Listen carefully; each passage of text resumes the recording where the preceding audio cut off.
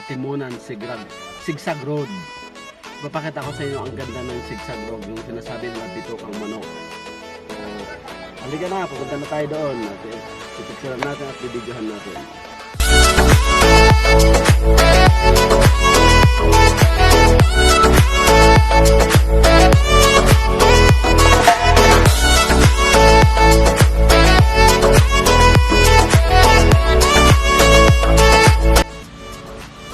Hello guys, welcome to my vlog. So, ngayon, nandito po ako ngayon sa Atimunan Sigsag Road. Kung saan nakikita ninyo ang dito ang manok dito sa may Atimunan Quezon. Tingnan nyo po ang ganda ng kalsada. Yan po ang mga sasakyan. Kung nakikita ninyo, so, ang ganda po yan.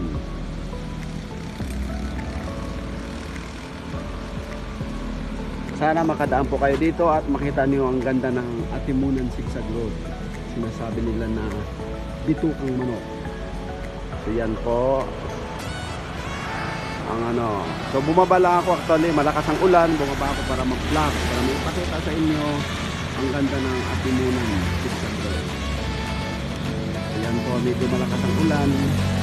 Bumaba lang ako sa sasakyan kasi para makapag-vlog. So yun po yung bundok. Kita nyo actually, tapos dito ng bundok. Yan po, yan. Yung mga sasakyan ko. Yan po.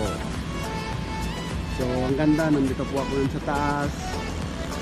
So, sana makapunta kayo dito. Makita nyo po yung mga dumadaan ng sasakyan. Dalawa po yung ganito. Doon sa kabila meron po. Galing ka Maynila, so galing ka doon. So galing ako sa Sipokot Bicol. So ito po yung mga ano.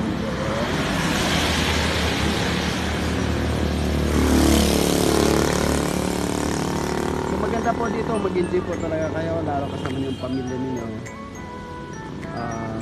Makadaan kayo dito sa may Sigsag Road.